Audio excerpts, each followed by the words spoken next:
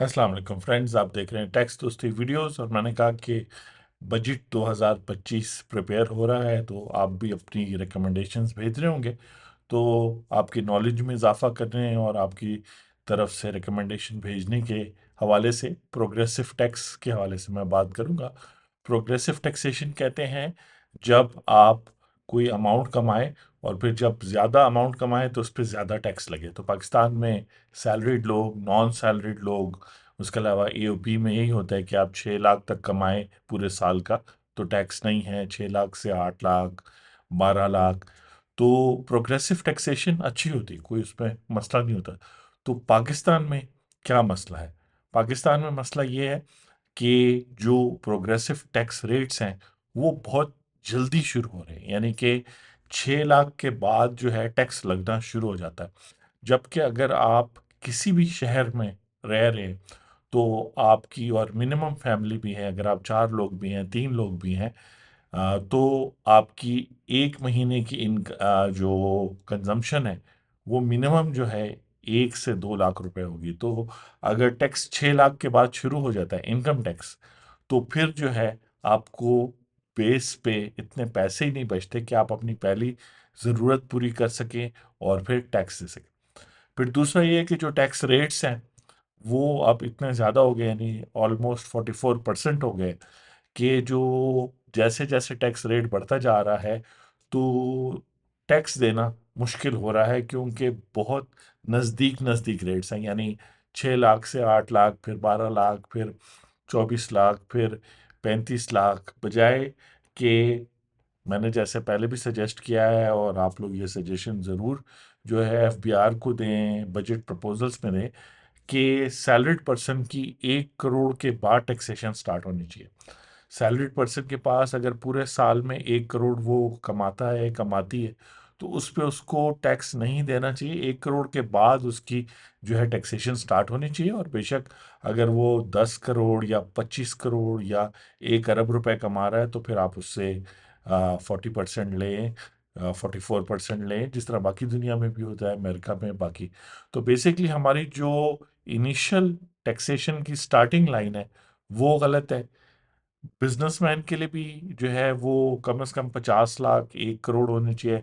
Salary person के लिए भी 1 करोड़ या 1.5 करोड़ के बाद टैक्सेशन स्टार्ट होनी चाहिए। और फिर जो है वक्फा भी होना चाहिए, यानी कि ये ना हो कि 1.5 करोड़ के बाद फिर 2 करोड़ पे 20% और 3 करोड़ पे 40% लग जाए। नहीं, आहिस्ता आहिस्ता जो है ना रेट्स बढ़ने चाहिए। इस तरह ज़्यादा से ज़्यादा लोग डिक्लेयर करेंगे अपनी इनकम, क्योंकि उन्हें पता होगा कि कौन नहीं चाहता कि वो अपनी इनकम को वाइट करे इनकम टैक्स रिटर्न में डिक्लेयर करके, और फिर वही इनकम टैक्स रिटर्न उस साल जाती है वेल्थ स्टेटमेंट में, तो आपके एसेट्स जो है उनको जस्टिफाई कर पाती है, और आप सुकून लेते हैं। क्योंकि मुहावरा तो मैं गलत बोल गया, लेकिन बेसिकली फिर बहुत सारे लोगों से, एफआईए, पुलिस, आपके अपनी फैमिली की ब्लैकमेलिंग से आप बच जाते हैं। क्योंकि ज़्यादातर लोगों ने, जिनकी इनकम ज़्यादा, उन्होंने एसेट्स भी अपने छुपाए हुए हैं। कैसे वो शो करेंगे?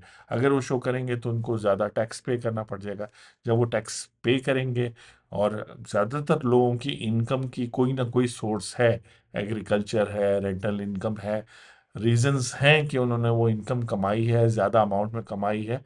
लेकिन आप यही देख लें कि बहुत सारे ऐसी इनकम जो एग्जेम्प्ट है, वो भी तो बहुत सारी अमाउंट डिक्लेयर होती है। तो उसी तरह आप कह सकते हैं कि हर सेक्टर में काफ़ी इनकम कमाई जा रही है, लेकिन जो है प्रोग्रेसिव टैक्सेशन का वो फ़ायदा जो है एफबीआर और बेसिकली गवर्नमेंट नहीं उठा रही। तो आप मशवरा दे सकते हैं कि बेसिकली एक तो 6 लाख के बजाय, अगर इमीडिएटली नहीं, तो कम से कम जो है बिजनेस पर्सन के लिए, क्योंकि देखिए बिजनेस पर्सन ने भी कुछ सरमाया वापस कारोबार में अगले साल लगाना होता है, क्योंकि चीज़ें महंगी हो गई होती हैं। वही स्टॉक जो उसके बिजनेस में सेल हो रहा होता है, मूव हो रहा होता है, वो 10%, 15%, और पाकिस्तान में तो पिछले दिनों 30%, 40% महंगाई भी रही है। तो जो है कि कहते हैं उनको कैपिटल, उनका जो सरमाया है उनको ज़्यादा लगाना पड़ता है। बैंकों से भी छोटे बिजनेसेस को नहीं मिलता। फिर वो क्या करते हैं, उनको इनफॉर्मल इकोनॉमी में रहना पड़ता है। तो बहुत सिंपल है, गवर्नमेंट को ज़्यादा मुश्किल नहीं होगी। आप जो है वो बिजनेसेस को भी 50 लाख के बाद, यानी 50 लाख तक अगर कोई शख्स अपना प्रॉफिट डिक्लेयर करता है बिजनेस से, रेंटल इनकम से, और सोर्सेज हैं, या कैपिटल गेन होता है, तो आप उसको एग्जम्पशन दे दें, ताकि वो पैसा मैक्सिमम जो है वो इकॉनमी में सर्कुलेट होता रहे, मजीद मुनाफा कमा कमाता जाए वो प्रॉफिट, ताकि जो है ज़्यादा से ज़्यादा जो है प्रोडक्टिव एसेट्स बने, बिजनेसेस बने, लोग जो है कंजम्पशन करें, ताकि जो है उस तरीके से फिर आप सेल्स टैक्स तो वैसे ही 18 से 25% है, तो उसको आप फिलहाल कम ना करें, उससे पैसे लें। वैसे भी जो पूरा बजट है, जिस तरह इस साल 2025 जून तक 12.9 ट्रिलियन रुपीस में से तकरीबन 8 से 10 ट्रिलियन जो है वो आप सेल्स टैक्स और फेडरल एक्साइज यानी इनडायरेक्ट टैक्सेस से ले रहे हैं, कलेक्ट कर रहे हैं। तो इनकम टैक्स से तो वैसे ही बहुत थोड़ा होता है, लेकिन इनकम टैक्स का फायदा ये होता है कि लोगों के एसेट्स जब वाइड हो जाएंगे तो फिर उन पे प्रॉपर्टी टैक्स प्रोविंसेस ले सकेंगे। उसके अलावा जब वो सेल करेंगे तो वो उस पैसे को क्लियरली शो कर सकेंगे। तो अभी सब लोगों को मुश्किल में डाला हुआ है। जब रेट्स यानी प्रोग्रेसिव टैक्सेशन का असल फायदा ये हो कि सैलरीड और नॉन सैलरीड दोनों जो क्लासेस हैं वो लोग मैक्सिमम इनकम डिक्लेयर कर सकें। यानी कि अगर किसी ने 3 करोड़ कमाई है तो उस पर 5%, 7% आप लेंगे। देखिए ना, वो 3 करोड़ जब वो डिक्लेयर करेगा, अभी तो वो नहीं करा, क्योंकि 3 करोड़ पे आपने 44% जो है टैक्स रेट लगाया हुआ है। अगर हम इफेक्टिव रेट की बात करते हैं, यानी कि अगर हम प्रोग्रेसिव में शुरू हो जाए, तो 44% नहीं तो वो 35% तक तो वो पे कर ही रहा है टैक्स रेट। अगर उसे पता हो कि मैंने सिर्फ 5% पे करने हैं, आफ्टर ऑल कंपनीज को आपने 20% से लेके 29% किया हुआ है, तो फिर इंडिविजुअल्स भी अपने आप को कंपनी बना लें और एक फिक्स रेट होगा, लेकिन फिर उस पर मिनिमम टैक्स और चीज़ें डाल के उनके रेट्स भी आपने डिस्टर्ब किए हुए हैं। तो बेसिकली आप लोग जो इस साल 2025 में टैक्स तजवीज़ देंगे, टैक्स बार के लेवल पे, पाकिस्तान टैक्स बार हो गया और टैक्स बार्स हो गए, उसके अलावा आई कैप हो गया, एसीएमए हो गया, ये सब इदारे जो टैक्स से रिलेटेड हैं, सारी ऑर्गेनाइजेशंस जो हैं, वो जब अपना एडवाइस देंगी, पिफा है वगैरह वगैरह, वो लोग ये एडवाइस दें कि जो स्टार्टिंग पॉइंट है यानी 6 लाख से आगे मूव कर दिया जाए, आराम से आप 25 लाख पे ले जाएं इस साल, 50 लाख पे अगली दफ़ा ले जाएं, और उसके अलावा 1 करोड़ पे। तो आपको पता होगा कि मैक्सिमम लोग जो हैं वो 1 करोड़ तक डिक्लेयर करेंगे, जिससे इकॉनमी को तो फ़ायदा होगा ना। टैक्स कलेक्शन आपको नहीं भी नहीं होती है कि नहीं।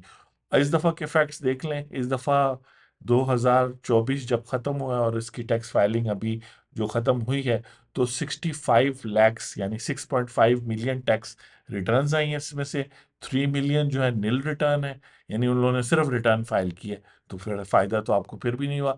बाकी भी जो रिमेनिंग है उसमें ज़्यादा से ज़्यादा जो है लोगों ने 10, 15 लाख, 20 लाख, सिर्फ जो है तकरीबन 3,000 लोग हैं, सिर्फ 3,000 कंपनीज कह लें और लोग हैं जिन्होंने कहा है कि हमारी 10 करोड़ से ज़्यादा उन्होंने इनकम शो की है, सिर्फ 3,000 लोगों ने। तो ये फैक्ट्स आप चेक कर सकते हैं, ये खुद ही गवर्नमेंट ने पब्लिश किए हैं। तो अगर आप टैक्स बेस को मूव कर लें, प्रोग्रेसिव टैक्सेशन के दरमियान वक्फा दे दें, जैसे बच्चों के दरमियान होता है, तो गवर्नमेंट को काफ़ी सारा टैक्स रिसीव हो जाएगा एग्जिस्टिंग सेक्टर से भी, और नए लोग तो आते रहेंगे ना, क्योंकि देखिए 2015 तक सिर्फ 10 लाख लोग टैक्स रिटर्न फाइल करते थे, आज जो है वही 65 लाख हो गए।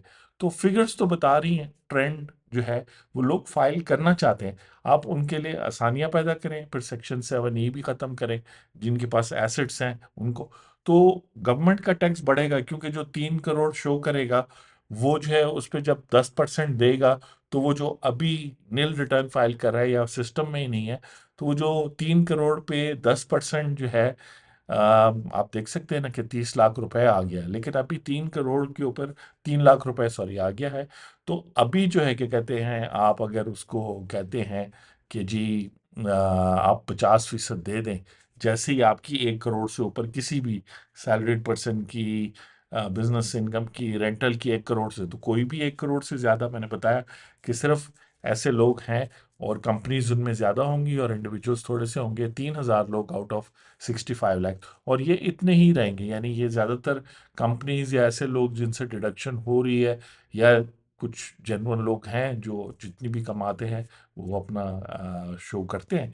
तो इस तरह प्रोग्रेसिव टैक्सेशन से फ़ायदा नहीं उठाया जा रहा। प्रोग्रेसिव यानी टैक्स लॉ में कोई चेंज करने की ज़रूरत नहीं है, स्ट्रक्चर भी ठीक है, अपनी सोच चेंज करने की ज़रूरत है। यानी कि आप लोग जो प्रोफेशनल लोग हैं, वो लोग बार बार मशवरा दें, हर बजट पे मशवरा दें कि इस टैक्स को मूव करें। लेटेस्ट एग्जांपल इंडिया की है, जिन्होंने उसको तकरीबन 40 लाख पे ले गए पाकिस्तानी रुपीज़ में, अपने रुपीज़ में उसको वो शायद 12 या 16 लाख पे ले गए, कि उससे पहले वाले जो है वो, इसलिए क्योंकि उन्होंने अपनी इकोनॉमी को स्टिमुलेट किया। और अगर आप चाहते हैं कि लोग टैक्स नेट में रहें, ये ना हो कि वो टैक्स नेट में आए ना, यानी एग्जिस्टिंग लोग, अगर आप 1 करोड़ कर देंगे तो वो लोग जो बता रहे थे कि 10 लाख, तो वो तो कहेंगे अब हमें रिटर्न फाइल करने की जरूरत नहीं है। तो आप रिटर्न फाइलिंग जो है वो मस्ट रखें, कि अगर आपकी इनकम 5 लाख से ऊपर है तो आपने रिटर्न ज़रूर फाइल करनी है, लेकिन आपने टैक्स तब पे करना है जब 1 करोड़ से ज़्यादा सैलरीड पर्सन पे। और बिजनेस पर्सन के लिए कहूँगा, क्योंकि उसको डिडक्शंस अलाउड होती हैं, तो कम से कम उसको भी 50 लाख से बाद जो है उसकी इनकम 50 लाख से ऊपर जो जाए उसको टैक्सेबल करना शुरू करें, और वो भी 1%, 2%, 3%, ताकि वो जो है अगर 100 करोड़ भी जो है 1 अरब रुपए भी डिक्लेयर करे, तो उसको जो है क्या कहते हैं 30% से ज़्यादा देना ना पड़े, जो बहुत बड़ी अमाउंट हो जाएगी। यानी कहाँ आप 3,000 लोग सिर्फ 10 करोड़ रुपए पर अपना टैक्स पे कर रहे हैं, और फिर हज़ारों लाखों लोग पे करेंगे। तो मैं हूँ आपका टैक्स दोस्त और टैक्स होस्ट एंथनी विलियम्स, और नेक्स्ट वीडियो में आपसे मुलाकात होगी। बजट के प्रपोजल्स का सिलसिला शुरू है, तो आप भी बात करते रहेंगे कि प्रोग्रेसिव टैक्सेशन से फ़ायदा उठाएं।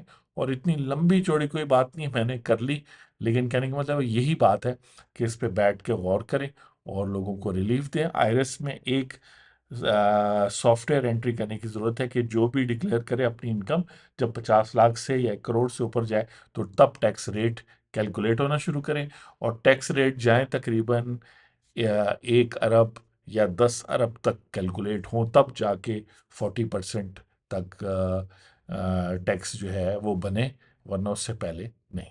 थैंक यू, बहुत शुक्रिया, अपना ख्याल रखें।